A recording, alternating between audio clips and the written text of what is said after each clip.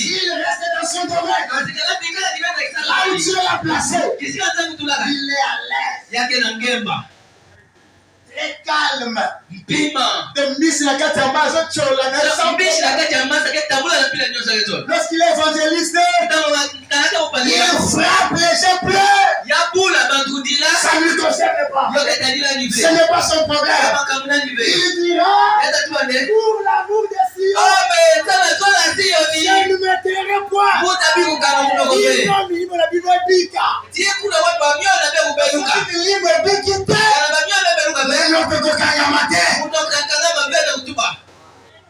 Et c'est ça la responsabilité que Dieu a confiée à ses serviteurs. Ne vous attaquez pas à eux. Ils sont bruyants. Ce ne sont que des instruments que Dieu utilise pour vous amener au salut, pour vous amener à la repentance. Et c'est à vous de comprendre la manière dont Dieu les utilise. Et de cette manière-là, vous serez dans la volonté de Dieu et le Seigneur vous accueillera. Amen. J'ai un peu de temps. Aujourd'hui, nous allons introduire le ministère du pasteur. Qu'on va encore développer au cours de la semaine de vous. Nous allons lire dans l'écriture de Jean chapitre 21. Où nous voyons Jésus s'adressant à cet homme de Pierre. Il lui fait quelques recommandations en rapport avec la charge qu'il devait avoir. Dans Jean chapitre 21 que nous avions lu, Jésus pose la question à Simon. Simon, fils de Jonas, est-ce que tu m'aimes? Je ne sais pas pourquoi il devait commencer par là. Pourquoi il devait commencer par poser la question si Simon Pierre l'aimait? Certainement qu'il y a un secret caché là-dedans. Parce que lorsque tu n'aimes pas Jésus, tu n'aimeras pas ses enfants. Il y a un secret déjà là-bas. Et Jésus le démontre déjà. Lorsque tu ne m'aimes pas moi, tu ne peux pas aimer mes enfants. Parce qu'en réalité, aimer son prochain comme soi-même, c'est commencer par aimer d'abord Dieu. Lorsqu'on n'a pas l'amour de Dieu, on n'aura pas l'amour du prochain. C'est pourquoi la Bible dit, si tu dis que tu aimes Dieu, c'est Dieu que tu n'as jamais vu. Mais tu dis que tu l'aimes. Mais ton frère que tu vois, tu l'haïs. Quel genre d'amour tu as? Et tu es sémentaire. Alors Jésus, pour donner l'essence à cet amour-là, il pose la question à Pierre. Et de savoir si Pierre l'aimait. La première réponse, Pierre dit à Jésus, oui Seigneur, tu sais que je t'aime. Alors Jésus lui dit, paie mes agneaux. Il ne s'arrête pas là. Il dit encore, pour la seconde fois, avec la même question, Pierre, est-ce que tu m'aimes? Et il lui répondit, oui Seigneur, tu sais que je t'aime. Jésus ajoute, pour cette fois-ci, paie mes brebis. Ici, mes frères, je ne suis pas pressé. On y reviendra la semaine. Ici, déjà, mes frères, le Seigneur Jésus distingue ou met en face de Pierre les deux catégories de gens qui devaient faire mourir.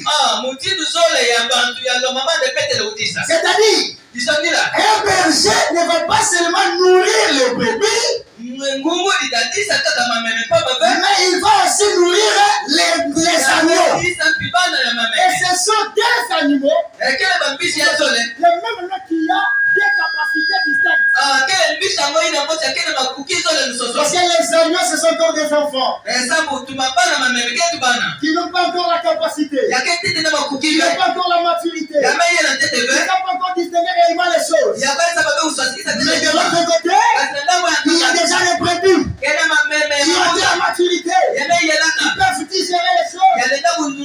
distinguer les choses. Il a cette capacité de distinguer. Il y a les brebis ici. Il y a les animaux. Lorsqu'il est connu, il sait comment il est connu. Mais rapidement, je vous donne quelques points essentiels sur lesquels on va revenir, sur lesquels on va parler en rapport avec le pasteur au cours de la semaine qui est là.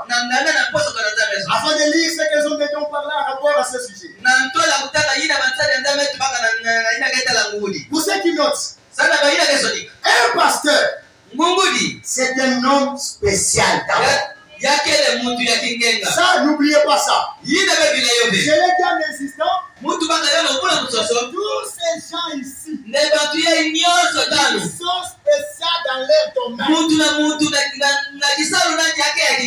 Chacun est spécial dans son domaine. C'est comme Branham me disait, apôtre, un homme spécial. Prophète, un homme spécial. Évangéliste, un homme spécial. Pasteur, un homme spécial. Docteur, un homme spécial. Il faut se distinguer dans leur spécialité, dans la manière d'œuvrer. De telle sorte que ils ne travailleront pas tous de la même manière. Parce que tous n'ont pas le même ministère. Tous n'ont pas la même capacité. Ils ont des ministères différents et ils travaillent différemment. Alors, l'Église ne doit pas faire la comparaison des prédicateurs. Pourquoi? Parce qu'ils ne sont pas tous de la même manière. Et tous n'ont pas les mêmes ministères.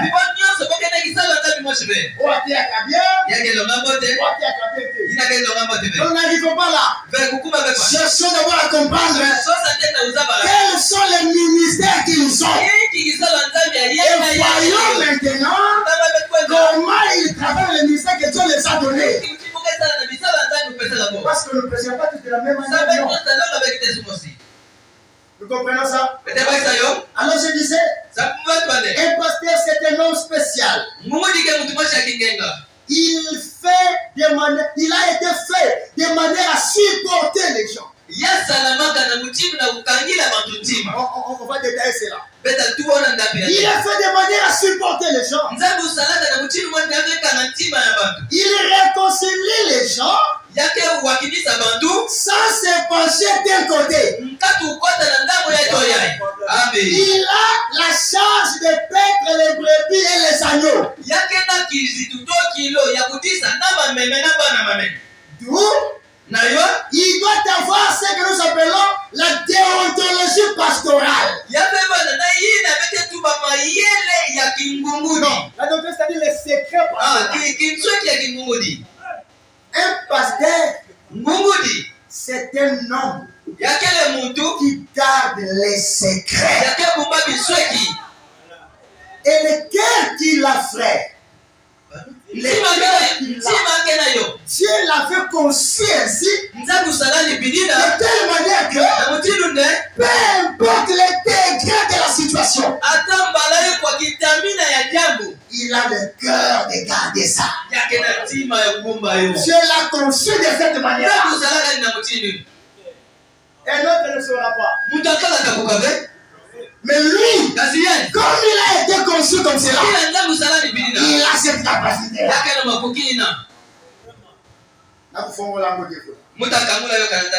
Je disais, il va te voir la déontologie pastorale. Il va être un économe. Il est digne de confiance. Un pasteur, c'est un homme digne de confiance. Il doit veiller sur la nourriture que les brebis mangent. Et à cause de cette qualité ici, donc la présence du berger est obligatoire dans l'église. Amen. Chaque fois qu'il y a réunion, il doit être là. Malgré les conditions liées à la vie. Mais si la charge qu'il a, il doit être là. Parce qu'il doit faire sur la nourriture